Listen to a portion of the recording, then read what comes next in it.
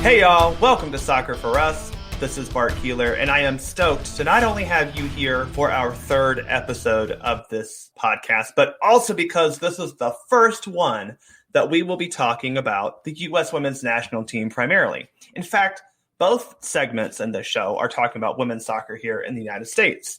Now, before we get started, you need to subscribe to Soccer Down Here. That's how you will get every episode of this show, Soccer for Us. You will also get every episode of the daily Soccer Down Here show. And you'll also get every episode of every other show that the SDH network puts out. And that includes the new show, Written on the Pitch by Jessica Sharman. Please subscribe to Soccer Down Here on your favorite podcatcher so you don't miss an episode of Soccer for Us. And I'm just super thankful that you are all here and listening.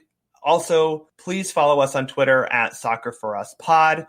That way you can interact with the show. I tweet daily there, share my thoughts on U.S. soccer and other news around there, especially with the SheBelieves Cup coming up. I'll be tweeting from that account. So please follow as we watch. I probably won't be able to watch the one on Thursday live because I do have to play a game myself. And I know that my over 30 men's league would just be devastated if I missed. I'm excited to talk about women's soccer here on this episode. Now, full disclosure up front, I did try to find a female voice to join me on this podcast episode. Unfortunately, as a new podcaster, don't have all those connections yet in the women's soccer game. I do have a lot of friends who work in men's soccer, cover the men's game in some capacity. But we did talk about women's soccer a lot. And I think that it's valuable to have women's voices in discussions like these, but I also think that on the topic of soccer, this is a global game and a universal language, and I do value visibility and the reach that a women's voice would have brought to this podcast episode, but unfortunately it just didn't happen. That doesn't mean that we're not here to talk great things about women's soccer, because I'm excited for the SheBelieves Cup. But first, we will talk about some headlines, and most of those from the men's side. The first big news is the men's national team will play a friendly versus Northern Ireland on February 28th in Belfast, Northern Ireland. Excited to play Northern Ireland. I know some people will kind of like look at this as what kind of match is this? But right now, especially in this March international window, teams are booked, to be quite honest. UEFA, for the most part, is playing in their World Cup qualifiers. CONMEBOL, same thing in South America. Asia has it. Africa is in qualifiers as well. So we were able to squeeze out this Northern Ireland match because they only have 2 matches in this window. We may be able to schedule another European team that only has 2 matches, and possibly there are some Asian teams that also only play 3 matches. But right now, U.S. Soccer books the Northern Ireland match. Hopefully we'll get another one in this window to get the European-based guys together. Other news from the men's side, men's Olympic qualifying schedule has been announced. First match is on Thursday, March 18 for the U.S. U23 men. They will play Costa Rica at 5 p.m. Then Sunday, March 21st against Dominican Republic at 7 p.m. Wednesday, March 24th is the final group match. That is against Mexico, a big clash at 9:30 p.m. And all these are on one of the Fox Sports channels, so either FS1 or FS2. I think all of these are on FS1. Just depends on when you're watching. So Costa Rica, Dominican Republic, Mexico, and then semifinal is Sunday, March 28th at a time to be announced. Just depends on when we finish in the group. And then the final is Tuesday, March 30th at 9 p.m. So that is the CONCACAF Olympic qualifying schedule. Reminder that the top 2 teams in the tournament qualify for the Olympics. Very small Olympic tournament, only 16 teams go in. So, not a whole lot of spots. The United States has missed out on this for 2 cycles in a row. Missed out in 2008 and 2012 and 2016. Last time we made it was 2008. So obviously we are hoping to make it again here in 2020, and I really do like our chances. And I really think that we'll get into this in March when we preview it, but I think that playing Mexico in the group and having them on the final match day is a good thing for this team, and it will allow the team to gain momentum and, most importantly, make it to that semifinal with an easier matchup. Okay, so that's all the news we have there. Let's talk about the SheBelieves Cup. This is the 2021 version of the SheBelieves Cup, the 6th edition of this tournament that United States Soccer put together to honor women in football, women in sports, and it's a great celebration of the power that the women's game has had in the United States. This is the first year, however, that England hasn't been a part of it. Very interesting. Obviously, the reason for that is just because of COVID. That's why Japan pulled out last month, and they were replaced by Argentina. It is what it is. But I'm kind of glad because I really like the teams that are in this. I think it'll be interesting.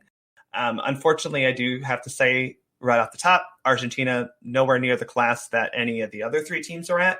But the other three teams are pretty fun matchups. So you have the United States, you have Canada, and you have Brazil. All of these teams have finished at least as high as third at a World Cup. Brazil has a second place finish. Obviously, the United States has won the damn thing 4 times. But these are great rivalry matches top to bottom. I love this. I mean, look, we'll get into the teams themselves, but let's just break down the schedule because it's great. February 18th, Rivalry Day in Orlando. All these games in Exploria Stadium down in Orlando, the new home of U.S. soccer, unfortunately. You've got to kick things off Brazil-Argentina on the women's side. Isn't that, I mean, like, Brazil-Argentina on the men's side, we all understand that this is like a battle royale. But like the two countries still hate each other. And you have a Brazil team that is trying to maintain or actually kind of even reclaim the height that they had, and an Argentinian team that coming off their World Cup appearance from 2019, looking to capture that momentum. This is going to be a very intriguing matchup. A lot of players who play domestically, but getting some chops in Spain and other European leagues. So they have some good talent in Argentina. They have a lot of good talent in Brazil. Very intriguing matchup to start the tournament from a rivalry perspective, especially. And then on Thursday, February 18th, that night, the nightcap will be USA-Canada. And it's not I don't know if it's the premier rivalry in women's football. I don't know. Maybe that's England or Germany, France, especially in Europe. But yes, Canada has never really beaten the United States when it matters. They do have 3 wins over the Yanks. It's 53-4 or 53-7 all time.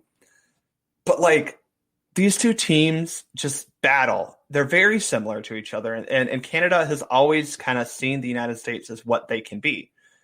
And it's going to be I'm really excited to see how Canada prepares for this tournament. They have a new coach. They have a new outlook on how they're going to approach soccer from the women's game in Canada.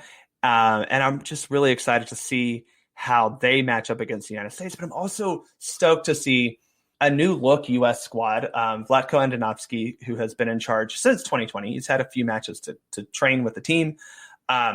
The thing I'm going to look at is he's been very good so far at implementing a passing style. And I'm intrigued how that will work against Canada because Canada has some very good and athletic defenders who play at top tier clubs in the world. And I'm very curious to see how the United States can break down a defense like that. I think this will be a good test for Vlatko's system. So yeah, I'm just excited for that. February 18, Rivalry Day. That's fantastic. Brazil, Argentina first, USA, Canada second. Then on Sunday, February 21st, you have USA versus Brazil. And then on February 24th, a Wednesday, it's USA versus Argentina. So that is the schedule for the U.S. They play Canada first, then Brazil, then Argentina. I do expect the United States to win this tournament. I think we'll just say that right off the top. I don't think that is at all some sort of hot take. That is just what it is. They are by far the best team in this tournament, as they are in any tournament they play, and they should be the favorites, especially playing on home soil and having played recently and all these things. But let's look at the roster real quick for the United States, because I am happy to see some new faces and not necessarily like new, but like new faces that are being brought in slowly as we start turning the page on some of the better, some of the older players in the group. So in goal, you have Alyssa Nair, the fully established U.S. number 1, Jane Campbell, who had a very good 2020 with Houston Dash and really has been pretty fantastic her whole career for Houston. She has 4 caps. And then the new one, Casey Murphy, just 24 years old, plays for North Carolina Courage, but has been kind of, I don't want to say all over the map. That's not fair. But she's been a lot of places. She's 6'1", so she's tall. She went to Rutgers, and then after Rutgers, she went over to Montpellier. Y'all, that's impressive, and she won Goalkeeper of the Year there. Now, this is just my take. Division 1 Feminine in France is, for my money, the best league, top to bottom, in the world. They have Lyon, they have Paris Saint-Germain, they have Montpellier, they have Paris FC, they have a lot of good teams, a lot of good clubs who have been invested, who are receiving investment from their male counterparts, or are, just kind of holding it up on their own. And I think that Casey Murphy, for me, is the future of goalkeeping in the United States, which is weird to say because she's only 2 years younger than Jane Campbell. But man, she's had a really good career. And then so she went from Montpellier and went to OL Reign, and now she's at North Carolina Courage to replace LeBay. Anyway, I am excited for this goalkeeping trio. I personally want to see all three of them play, and I think I'll explain why as we get into it, that I want to see all three of them play. Defenders, Becky Sauerbrunn, the captain of the team, Kelly O'Hara, a Georgia girl, Crystal Dunn at left back, who may not be playing left back this tournament. I'm very intrigued to see where Vlatko deploys her in all three games. You have another center back, Abby Dahlkemper, Emily Sonnet, who can play anywhere you want on the back line, Tanner Davidson, a young 22-year-old defender, and then Midge Purse is listed as a defender. I'm not sure where she fits in best in Vlatko's system. I think this is one of the questions he has to answer. She's only got 4 caps, so it's not like she's been playing a whole lot in his system. But I'm curious if she plays on the wing. We know that. She plays on the right wing. But is she a defender? Is she an attacker? Is she a wingback? Where does she fit in? I'm very curious about how Midge Purse is deployed in this tournament. And then Casey Kruger comes in, replacing Alana Cook, who is not released by PSG. Now, there are some other Europeans on this roster. Dahlkemper is one of them as well, that we're assuming they're coming. We haven't heard that they're not. But Alana Cook was really the first one who wasn't released for travel reasons.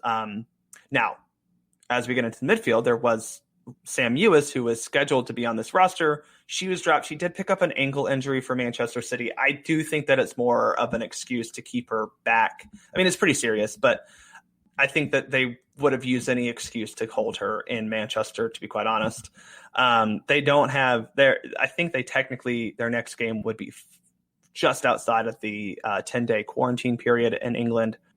Who knows? But Sam Ewis won't be here because of an ankle injury. So our midfielders are Julie Ertz, Lindsay Horan, Rose Lavelle, who, again, coming from Manchester City, still not entirely sure, Christy Mewis, Katarina Macario from Lyon, and then filling in for Sam Mewis is Jalen Howell, who's a college girl. I mean, she's 21. Her and Macario, 21 years old. Those are the future midfielders for the United States women's national team. And I'm super, I mean, it's weird to say that like having a college girl still, coming up to the women's national team is a good thing. But like, man, Jalen Howell, you need to be not at Florida State. Sorry, go find yourself a pro team to play for, because you're getting called up for the women's national team. You need to be making money. Like, I won't get too far into the weeds on NCAA stuff, but man, Jalen Howell, go find yourself a paycheck, girl. And up top, you have Carly Lloyd, Alex Morgan, Megan Rapinoe, Kristen Press, who, again, playing for Manchester United, is assumed to come. Lynn Williams and Sophia Smith. Sophia Smith, the youngest player on this roster at 20 years old. She's a Portland Thorns player. Again, young player, getting a paycheck. Follow her lead, Jalen Howell. I'm just saying. Personally, this is what I kind of am looking for. I really want to see Sophia Smith and Lynn Williams playing together. I'm curious if they can. They're both kind of like pacey skill players. I think Sophia Smith has a little bit more of Tobin Heath in her, but I really want to see them playing up top together, because I think that they are the future attacking line for the United States women's national team. Nothing against Alex Morgan or Kristen Press, and they are what they are right now, right? They're definitely making it through the 2021 Olympics.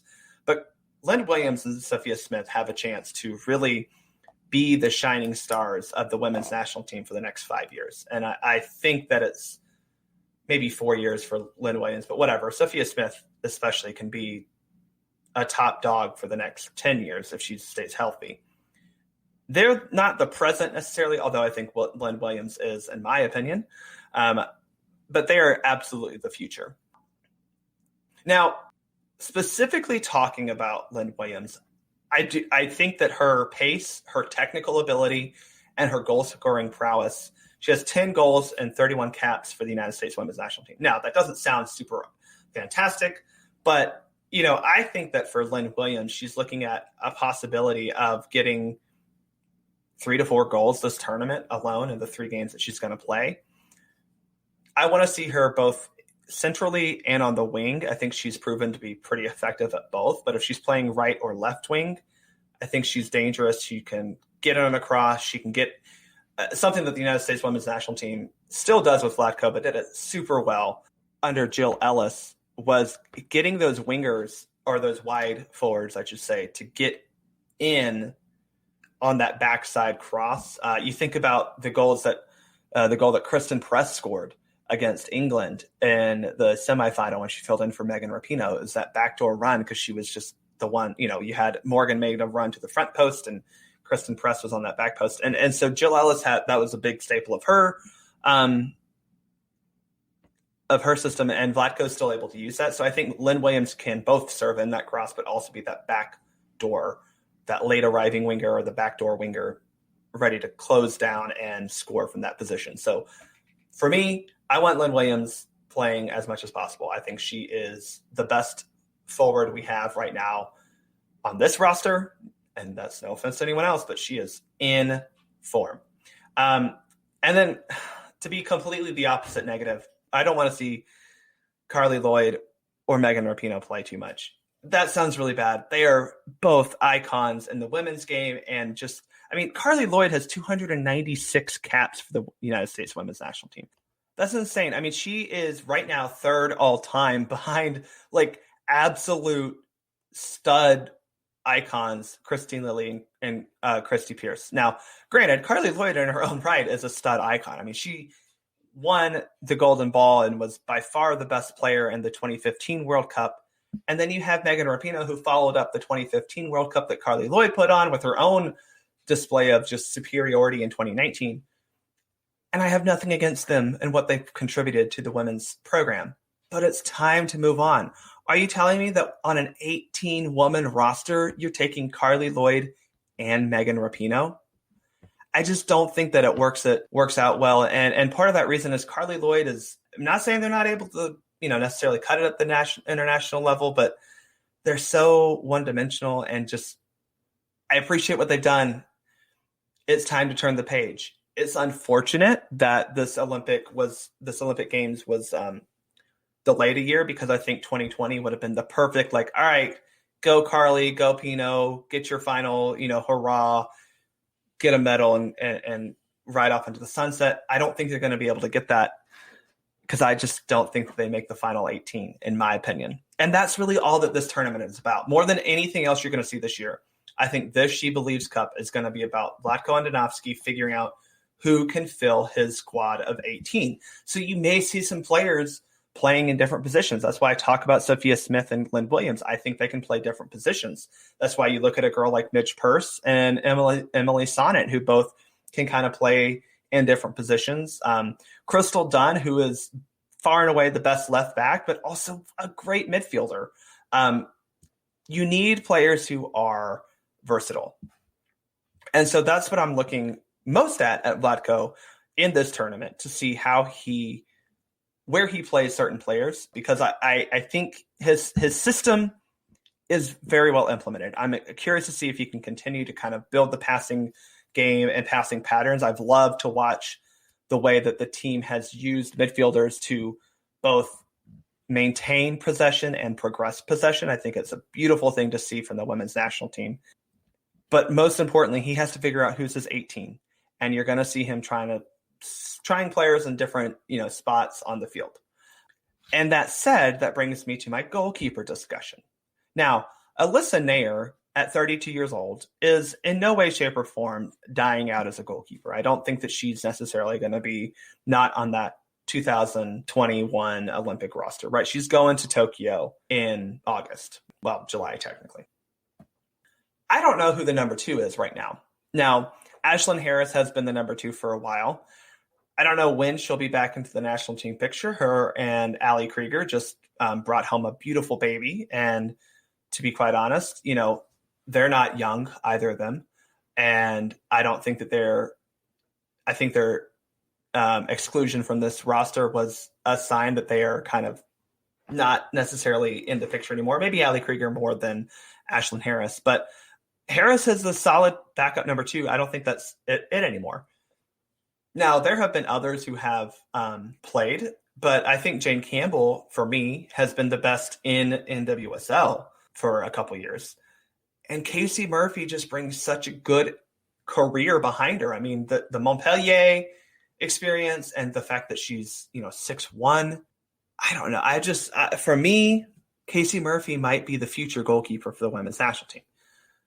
I want Nair, Campbell, and Murphy to each get a start in this tournament, right? I think that it is important to find out between Campbell and Murphy who your number 2 is, because they're going with you to Tokyo.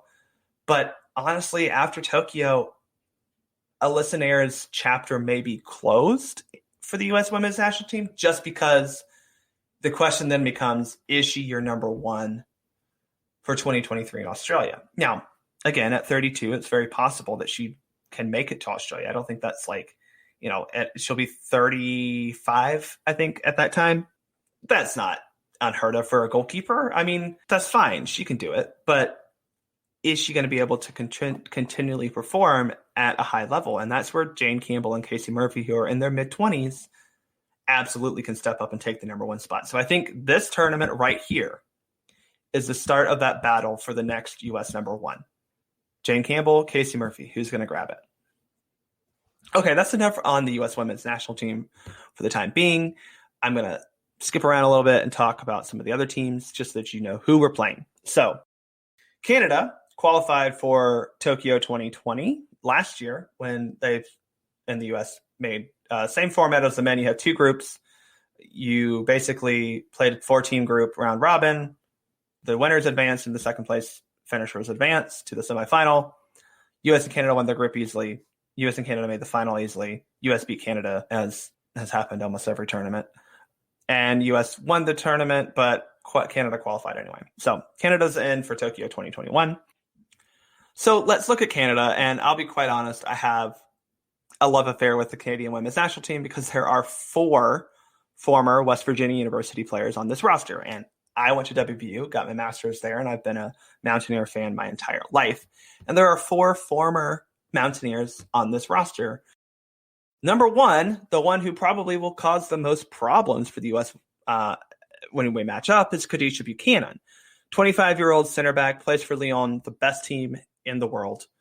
And will be interesting to see how she can control the front 3 for the United States. Whoever's playing that center, be it Carly Lloyd, Lynn Williams, maybe Alex Morgan, maybe Katarina Macario. We'll see who plays at that, that number 9 position. But Buchanan will have to deal with that. And then out on the right, you have Ashley Lawrence, who with Buchanan helped lead West Virginia to a national runner-up position. And then Bianca St. George, who was also on that team. She plays on the left back.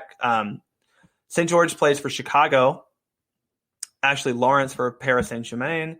And Khadijah Buchanan from Lyon. But also in this back line, you have a lot of other players who are playing in Europe. You have Vanessa Gilles playing for Bordeaux. You have Shalina Zadorsky for Tottenham. I mentioned Lawrence at Paris Saint-Germain. So, you have some really quality players playing in Europe. And Canada has shopped out a lot of their talent to the French league. Obviously, Canada being a French and English-speaking country, most of these players do know a little bit of French to pick up there. It's been very cool to see Canada utilize the European leagues to grow their game. Some names that you probably know, you have Stephanie Labbe, who is now in Sweden, and Erin McLeod, who plays for Orlando and is now aging out. I'm not quite sure where she fits in, but LeBay and McLeod, the two goalkeeping stalwarts, probably one of them will start. In the midfield as well for Canada, you have several European players. Jessie Fleming plays for Chelsea. Jessie Fleming has been a very bright spot for Canada in recent years. The 22-year-old already has 77 caps for the United States or for the Canadian women's national team. And then up top, this is the most exciting I think that they've been from an attacking standpoint in a very long time. I mean, Christine Sinclair is on this roster, and everyone loves Christine Sinclair. She leads the world in goals at an international level, and she doesn't even have 300 caps. It's crazy. 186 goals. She broke Abby Wambach's record like years ago. But you've got three girls who, I mean, I think should start and are going to be insanely fun to watch. Janine Becky plays for Manchester City. Adriana Leon plays for West Ham. And then Jordan Huitema, who I butcher her name, Huitema, she is playing at PSG. She's also dating Alphonso Davies. What a superpower couple that is. So this Canadian team brings about some and Evelyn Vian for Paris FC. So 4 players for Canada playing up top are in Europe right now. This Canadian team has a lot of talent, and their new coach, Bev Priestman, has a lot of work to get them back to the level that they want to be at. Did not have a great 2019 World Cup. We'll see how they can improve. So that's a little snapshot at Canada. Brazil qualified, their only team from South America to qualify directly. The other one was Chile, who qualified through a playoff. And Brazil is kind of moving on from that golden generation. Now, they still are there. Barbara is still on the roster. You still have Formiga. You still have Marta is still on there. But a lot of players that we knew and loved and just associated so well with the Brazilian national team are moving on. And that's fine. That's a good thing. They have some talent to bring up, and they have finally commitment from their federation. That was a big thing from Marta in the 2019 World Cup. For the first time, I think, ever this tournament, I don't remember if they played last year or not, the Brazilian women will be playing without the 4 stars above the badge, because that was just what they did, because I don't know why. They were lazy, I suppose, but it's a huge step. Pia Sundhage, former U.S. women's national team coach and former Swedish international, is heading up Brazil. And they are, I think that they are also in this period of transition, right? I don't know if they're going to be I think Sundhage has her work cut out for her, to be quite honest. I'm not quite sure where all these players fit together yet, mainly because we haven't seen them since the 2019 World Cup, where they just didn't play as well. You know, they had a disappointing finish. They crashed out to France in the round of 16. I think that was their worst finish since, I want to say, the first tournament, first World Cup. So they've got a lot of adjustments to make. And I'm wondering where Sundhage makes these adjustments, how they improve defensively, if they can find answers in the midfield, because, you know, Marta at 34 is still a phenomenal player, but she's just getting old. Same with, you know, Formiga, who, although she still starts, I think, every game for PSG, she's 42. I don't understand that. That woman is 42, still starting at the club level. It's fantastic. But regardless, those players are aging out, right? So I think that there are a couple of players to look for Brazil. First is Debinha. If you're a U.S. fan, you probably have followed Debinha. She plays for North Carolina Courage in the NWSL, had a fantastic 2019 and 2020, 2019 when they won, and then 2020 Challenge Cup. Debinha has been very good for North Carolina Courage. The other one is Giovanna, who is 17 years old. Now, I don't know if she'll play. I want her to, because I want to see a 17-year-old Brazilian play. Those are the most exciting things to watch, right? Young Brazilian, full of energy, full of hope, getting out there and playing. Interested to see her. Then I also want to bring up Ivana Fuso, who plays for Manchester United. Ludmila, who plays for Atletico Madrid. I think those two are going to be quite entertaining for Brazil. And if you're watching at home, I would keep tabs on those. Ludmila, only 13 caps for Brazil, but has about 10 goals a year in for Atletico Madrid, one of the better teams in La Liga, the women's league in Spain. So that's Brazil. They qualified already. PSN Haga, we'll see. And then lastly, Argentina. I think I said it up top. I want to see them build on a World Cup performance. They have 5 in La Primera División of Spain. They are struggling to find their top quality, really, but it's there. There's some good talent here. A lot of players in Campeonato Femenino, which is the Argentinian women's league, a lot of them at Boca Juniors, which is the premier women's club in Argentina. Couple in the US, which is good, but honestly, it's hard to look at who's going to be where and to see who they can use to build off of with the 2019 World Cup appearance. This was supposed to be Japan. It's definitely a downgrade, but we'll see how this Argentinian team, we'll see how they can fare under the direction of Carlos Borrello. I think I said his name right. Carlos Borrello. We'll see. I'll get it done by the next week because I'll probably have heard it. Anyway, that's a SheBelieves Cup preview. I do think the U.S. wins. I think it's pretty handily that they win, but match-to-match storylines will just be how the U.S. can attack Canada's very good backline, how the U.S. against Brazil manages the creativity, and how they can manage a team. They try to do it with Netherlands, a team that passes similarly to them, right? Like Brazil is a possession-based team as well. Netherlands a possession-based team. The U.S. wants to be a more possession-heavy team. Interesting to see how they pair up against that from Brazil. And then Argentina, I think this will be the team that you see a bunch of the tryouts for Tokyo taking place. You'll see players playing in different positions or younger players playing in that game against Argentina in the last match day on the 24th. So I hope you enjoyed that preview of the SheBelieves Cup. Next, I'm going to talk with Jonathan Ward of UWS Weekly. So stick around for that segment. Today's show is sponsored by Goodfellas Technology. Goodfellas will build you a digital storefront and custom WordPress theme to help you meet your customers where they shop. Online, Goodfellas will do the work to get your site set up and make it easy for you to manage your new e-commerce site. They'll even update your site as your business grows. Check out goodfellastech.com to build your e-commerce site today.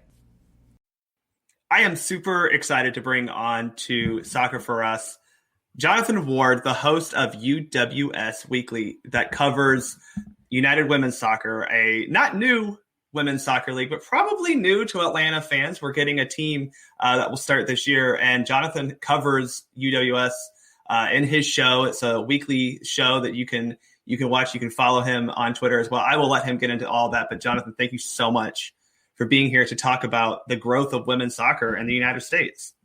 Yeah, well, thank you for having me, Bart. I really appreciate it. We've been kind of talking back and forth and working on the SheBelieves Cup stuff and kind of having conversation about that. But I'm really excited to have this opportunity to sit down and talk about UWS and what it means in terms of, the growth of women's soccer and how it's going to help bridge gaps, right? I mean, the overarching model is we are determined as a league to fill the gap. The goal of both leagues is to achieve equality of opportunity for women's soccer, especially now. There's a time where there are several professional amateur leagues for men's soccer across North America. Yep. So there's a huge gap that exists between the college and professional ranks on the women's side. So the UWS it's our job, it's our responsibility to help fill that gap by providing a pathway to pros for the amateur player. Yeah, I think I want to talk like big picture and little picture because I think UWS kind of fills both. But the big picture is you talked about the gap between college and pro. And let's be real honest, like to say that there's some like gap in player development for women's soccer in the United States sounds insane considering that, I mean, we're the 4-time world champion, won back-to-back. We saw that, I think in 2019 especially, I was under the impression like, oh my gosh, the world has caught up to us. This is going to be incredibly difficult for us to win. And we go out there and look pretty darn good, don't lose a game while doing it. What exactly do you mean when you talk about that gap between, college and pro or even pre-college and pro? I think and I don't speak for the league, but in terms of what you're looking at, right, you're looking at these players who have an opportunity. They go to smaller schools, but they have an opportunity to showcase talent. They have an opportunity to grow their game. I look at athletes from Unity FC in Florida and Harley Ford, who went to a little school, but she's played in the UWS2 and grown her game. Horvath from the Spirit, she's been in the UWS and has been able to get on with an NWSL squad and been successful doing it. So over the time frame, if you look at the league in general, league starting back in about 2016 with 11 teams to today having close to 70 teams in almost 5 years, that allows more players to get seen. We talk about academies in the United States for men and how these academies are going to help find talent. Well, guess what? The UWS is doing that. It's providing an opportunity. So you don't have to cast that large net. You get to see these players grow. They get to develop. And not only that, they're still in college. So they're still playing college ball, but they're growing their abilities. They're expanding on their opportunities as well, especially with the opportunity to go across into Europe to play like a lot of these women have been able to do. Yeah, I think that's a really interesting point about just the development during and after college is huge, because sometimes, you get recruited out of high school and, you may be really good as a 17, 18-year-old kid, but sometimes between that 18 to 22-year-old, range, you somehow just skyrocket in your development. And it would be a shame to not be able to catch those women. I do want to ask, you mentioned, 11 teams to almost 70. Now there are two divisions. There is somewhat of a kind of striation between the two, but 70 teams playing in this league, that sounds crazy for, women's soccer that really, we don't think a lot having a whole lot of professional opportunities. What allowed the league to grow so quickly? So when you look at the league isn't about growing, it's about advancing. And so some of the things that set us apart is quality over quantity. It's not about the number of teams, but we're selecting clubs that are committed to excellence, both on and off the field, doing things in their community. Whereas unlike other leagues, it's not to be the biggest. It's just to be the best. Right. So that's one thing, and the other one is respect for the game, right? Because our focus is on professionally run operations. You don't see that in a whole lot of areas outside of the United States. You look at kind of what they're doing in the WSL or the Women's Super League in England. Women aren't even halfway to being able to use the stadiums, right, let alone the regular training facilities. So that is something, because we want to adhere to, a certain standard. And right. So when you look at the league, 70 teams is a lot, but there's a lot of female players who need that opportunity to play and shine. You look at our existence in just 5 years, over 100 UWS alumni have been inked to professional contracts. 100. So wow, that's awesome. That's an average of about one per team in some instances. Yeah. The most recent is our 2019 championship MVP, right? Katarina Macario. Who doesn't know who Katarina Macario is? Yeah, if you don't know who Katarina Macario is by now. and then, like I was saying, Katie Horath, who's with the Orlando Pride. And so all of those opportunities, they present a growth of the game. Yeah, and this is really, to me, something that is both grassroots and professional. I think you can have both at the same time. And that brings me to kind of the question I have about this partnership with NISA, which is an independent kind of, as you mentioned, this pro-am-ish, but trying to be a very professional league. We have this, this pro-am league for UWS, and they just partnered with NISA. What does that do in terms of that's a big partnership with the real men's league. What does that mean for this league and being able to kind of expand its footprint, if you will? So I don't know if it necessarily expands the footprint, right? The footprint's there. It's just what it allows for a different level of participation. And now we are getting from pro-am to a pro style of game where you're actually getting paid. You're playing teams in different regions. So you can travel, you're still showing the pro. And at the same time, if you go back and you listen to the show that we recently had with Carrie Taylor, the idea is to complement the NWSL or find a way to kind of exist in providing a structure, right? To give people or players an opportunity to highlight, showcase talent so that there's a complement between the two leagues in how it's tiered or structured in the American game. Well, I think, regardless what you want to call it, the partnership, a commitment between the two leagues to kind of work together, if anything, is a benefit for both because, as you mentioned, 70 teams across the country and growing is good. And NISA is trying to forge its own path in this kind of, the men's pyramid, UWS and the women's pyramid. It's the weird nature of soccer in the United States where you don't have these. You have an established structure, but it's not really established. And really, you only have an established structure at the top. Yep. But I feel like this league still, like for me anyway, this league feels new. And that's because Atlanta finally is getting a team. So I haven't really been involved with it. But finally, Atlanta is getting the Atlanta Panthers. They are going to start this year. They kind of started, if you will, a couple of years ago, but they're finally going to start playing this year. You interviewed Bernie Beal. Last week or 2 weeks ago in your episode? Yeah, it was last week. A very good interview. But you interviewed her, and she talked about just kind of like what this means for Atlanta. But for you, I have to ask. She's a woman owning for all intents and purposes, a professional soccer club. That's got to be pretty cool that you see that investment in this league by a woman like her. Yeah, there's only so many. And if you think about who's involved in being an owner of a team, you can look at New Jersey Teamsters, right? You can look at the Atlanta Panthers with Bernie. But the big part is that it's actually allowing women to have an opportunity. That opportunity should not exist in just ownership. We see a lack in women coaches. We see a lack in women general managers. We see a lack in physios. Yeah. But we don't see a lack in players. The structure in the way our alliances should be is that women should have the same opportunity to be successful in ownership. They should be in managing.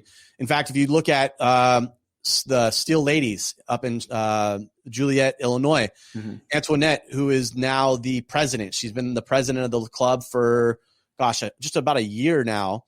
And she's in her lesser 20s. Yeah. And she's already established herself to in the league, first off, and she does a great job with that company, with that organization. And I only see big things coming. And people will start seeing this and making an opportunity for every woman. Austin does a really good job of making sure that their programs are facilitated. But it's not open still. We're still lacking some pieces in that women don't see soccer to play as an opportunity. Now they do, right? They didn't have that once. Right. And now it's okay. Well, once I'm done with college, what do I have to look forward to? I don't know how to get into coaching. We don't provide those things. You saw the USL came out a couple of months ago and said, we're going to provide our players with the opportunity to get coaching certificates. Okay, hold the phone. Why aren't you doing this for women? Why is it just for your former players? Everybody needs to have this opportunity to get in and succeed.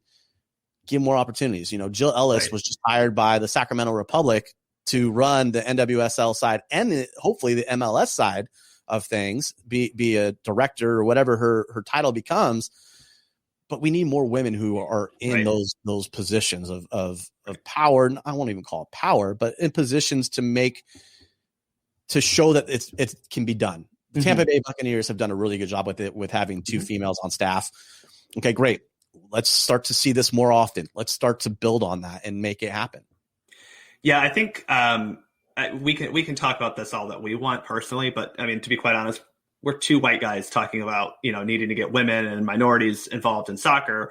And if you're listening, this is probably a little too late, but when this episode drops, but the SheBelieves Cup summit is going on this weekend. We're recording on a Thursday, and it's going on this weekend over the weekend of Valentine's Day. And I'll get into this a little bit after the tournament when I bring on a female to talk about it. But just to highlight it, it's that you have this yearly celebration of women in sports, and it's not just about fantastic women playing on the field, and that is great. It's about this event that goes on behind it, and one of the topics is women in leadership, and it's being the panel is U.S. Soccer President Cindy Parlow-Cone, who former player, now as a female, is president of U.S. Soccer. So I think to your point, it's cool to have it's cool to have a female president of U.S. Soccer. It would be cooler if there were women at decision-making levels of every single level of an organization throughout the leagues. And it's not just NWSL. It's not just UWS. It's not, just NISA or anything. It's got to be everywhere. I know, in MLS's case, you finally have, a predominantly female ownership group in St. Louis. You have Angel City out in Los Angeles, which is a team of powerful women. I think that's important, but it's also, you can't forget that there are lower levels that are having women invest. And soccer is a sport that needs investment. And to see that these women are investing in soccer is really awesome. Yeah, I mean, Brittany Matthews and the whole ownership team for the Kansas City club, for the Yes. the NWSL, that's huge. Angel City FC in and of itself has done the same thing. And they've gotten they get a lot of credit. And let's not forget, they have Naomi Osaka, who is also a co-owner of the North Carolina Courage. And she's promoting the game right now as we speak. Yeah. At the Australian Open. Yeah. She wore a hat. She wore a jersey. She has input on design going forward for logo design. So that's the start. But again, it's 2021. Why haven't we done this? Yeah. Oh, I don't know. 10 years ago. Women can do it. They are not just physically capable. Educationally, they're capable, and they're doing great jobs. Let's be real. Yeah. Well, and let's be real honest about this too. It's like, if you want to look at who has had success as players in this country, it's been the women. And I can only think that, the UWS is going to be able to help drive that. Now, personally, again, kind of new to this because Atlanta finally gets a team. I know my supporters group from Atlanta United is talking about gathering, we're trying to get group tickets to go see these games. I know it's a short season. It makes it really easy to buy in if you're a fan. I mean, if you're a family and have a young daughter playing soccer in one of these areas, it's relatively inexpensive to go take them to these games and see high-level soccer. But, there's still growth to be done. Not just in UWS, but everywhere. But I think for me, it's just really cool to finally see something in Atlanta take hold and hopefully expand in the Southeast region. Do you know where the league stands on, what's the approach to expansion, if that makes sense? So like I said, the growth, the idea to expansion is quality over quantity. Right. That's the first thing. And then respect for the women's game and having an idea of who is going to help grow the game. I think that's the biggest part is you have to have people who come in, making sure that they know their voice is heard, that there's transparency, that we're open, and that we see the bigger picture, right? Because the UWS, yes, we provide growth opportunity and pathways, but our main objective is to connect with other like-minded entities.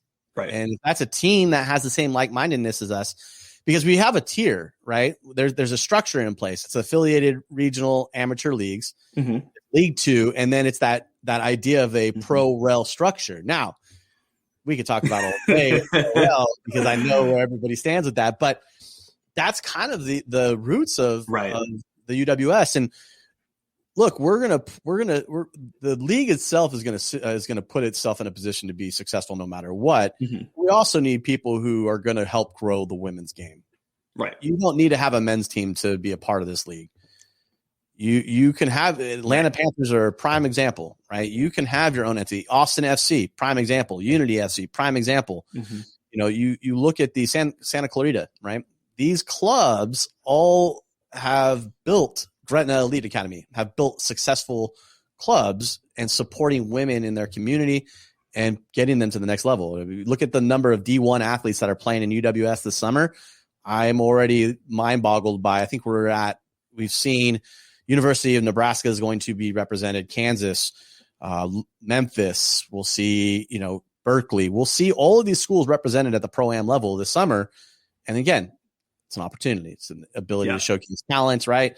And we can keep growing as a league because there's a need for it, and it's only going to get bigger.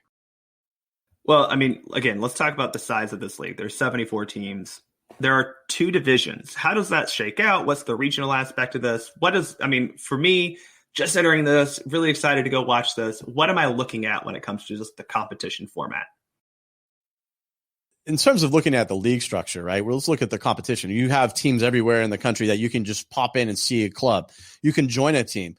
Unity FC with their ownership of Chris and Mark Ford, they do a really good job. It's not a tryout, it's try in.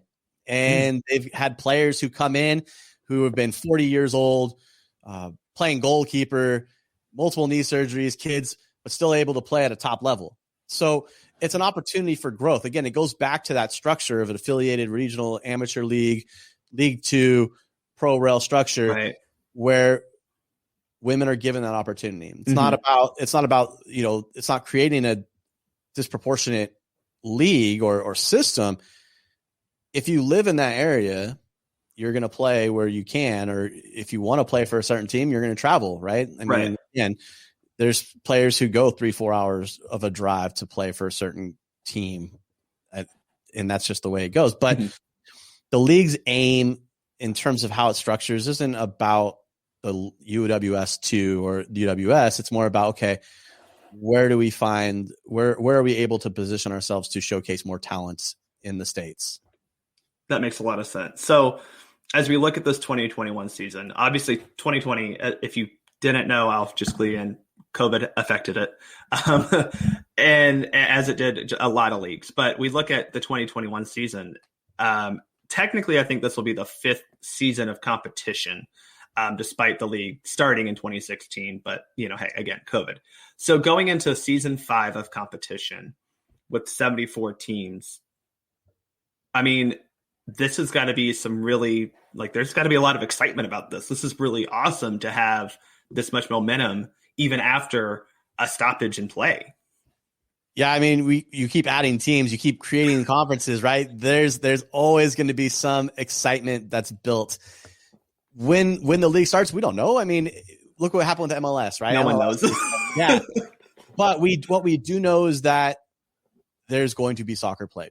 Right. There's going to be an opportunity to showcase talent. There's going to be an opportunity for teams like Detroit City FC to get back out there and play Lansing United or Midwest United. Right. And Calgary has an opportunity to get back into the finals against Santa Clarita for the Western Conference. Or there's something out there that's going to happen. And it's going to make the game, and it's going to provide something, whether it's an escape from what's happening for millions of Americans with COVID and their stoppages in time.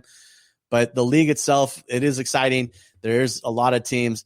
There's talk of Unity setting up the happiest of Joe's Cup with other teams. So there's just a lot going on. And if you're not familiar with happiest of Joe's over on Twitter, he's also the guy behind UWS Weekly, Atlanta guy. There you go. Yeah. First season ticket holder for Atlanta Pride, but he's created kind of a salty rivalry already between Atlanta Panthers and Unity FC, because he is the Unity general. But now it's so it's just those little things, right? We're seeing rivalries created through people. That's awesome. I want to know, what got you involved in UWS and running a weekly show talking about the league and everything. What got you here? So for me, it's been when I'm a high school teacher, and I was the assistant varsity coach at a school in the Bay Area. And I remember one day the girls varsity coach was yelling at the girls and said, "I quit," and walked off the pitch. And I'm just looking at these girls. They're all sad. They use soccer as an escape. And this was 2009. And I walked over to the AD and I said, "All right, I'll take over. Let's do this." And my first year was a little rough playing, and coaching girls was an experience in that they will work their tails off. They want to be successful. They work hard in and out of the classroom. We were able to get our grade point average up in the team. And we had a fighting spirit on the pitch. And so I've started paying more attention to women's soccer. How can I, as a coach, improve my ability to speak to these young women to get them to the next level? So the next year we improved, and we improved every year until I left. So when I finally was able to, I stayed with it. And so I've been coaching high school girls. And then when I had a daughter, it really sunk in. Mm-hmm.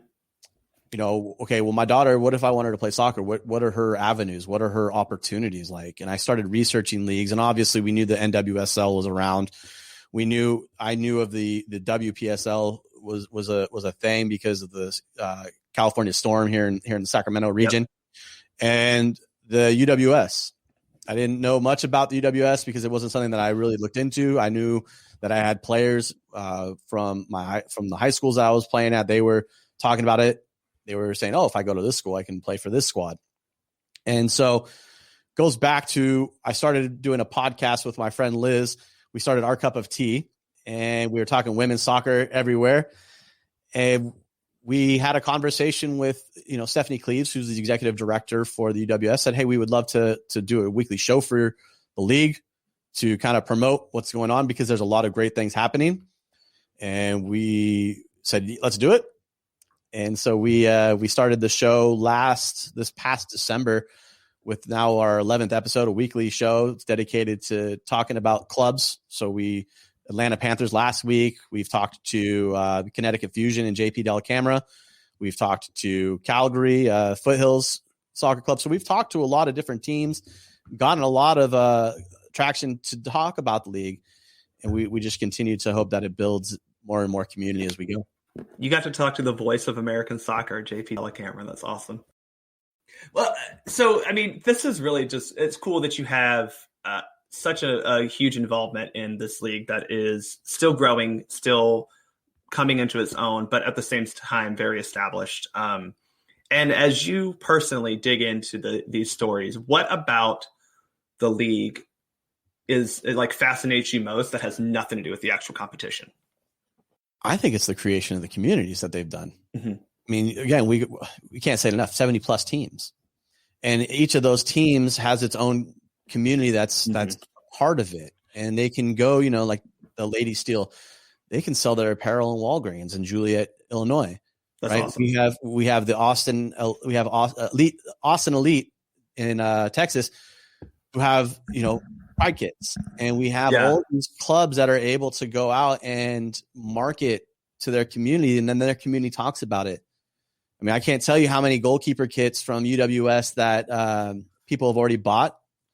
I can't tell you the number of jersey sales, but in terms of the league and being a part of it, it's exciting because everybody who's a part of the league wants to see it grow, wants to see it be successful, wants to see it, become the best that it is. And it is very good. Obviously we know that it's going to grow and it's only going to get better. And so, to be a part of it is special, and be a part of the communities that are there and invested is special as well. But everywhere you look. Yeah, there's definitely something that soccer does to a community and just fosters a real camaraderie between, among the fans, but then also just a connection that you can't really describe to the place where that club is located. And it's really nice to see that. And there are a lot of big cities represented in UWS, but there's also a lot of secondary, tertiary markets that are being served by having a women's soccer team, but more than that, a professional soccer team. And it's really cool that between, UWS, between NISA and all these other kind of lesser known leagues, as they are, it's really interesting to see the fan communities spring up out of them.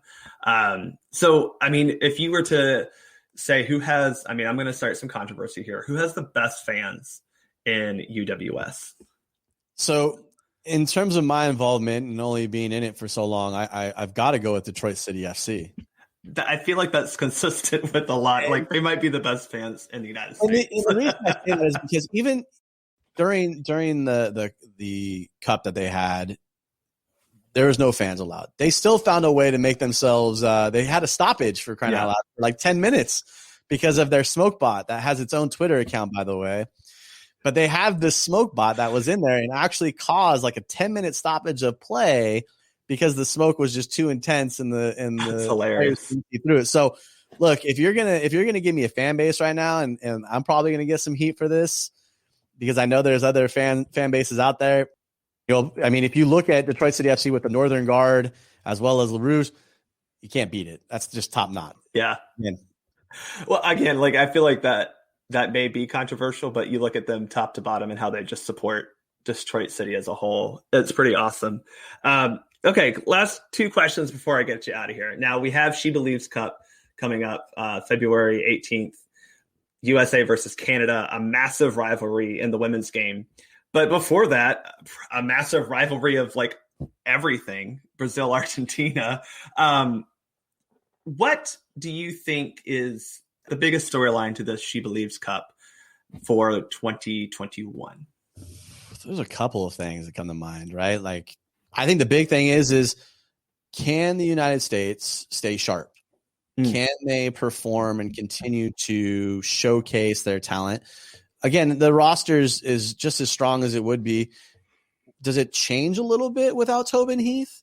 Yeah. Does the absence of Tobin Heath, does it affect more than just the Manchester United side of things? Does it affect the U.S. women's national team? Yeah. Is there somebody who can come in and play in that position? Can Lynn Williams find her potential during this time frame?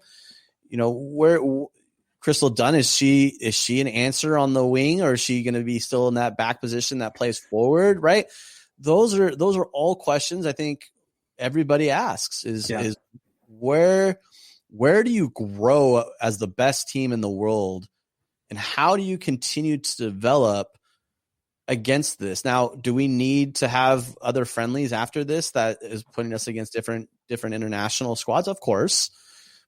Is this a good indicator of where we're at with potentially the younger side that could be rolled out? Yeah, of course. But I think in the end, you want to see what's next, right? Who's next?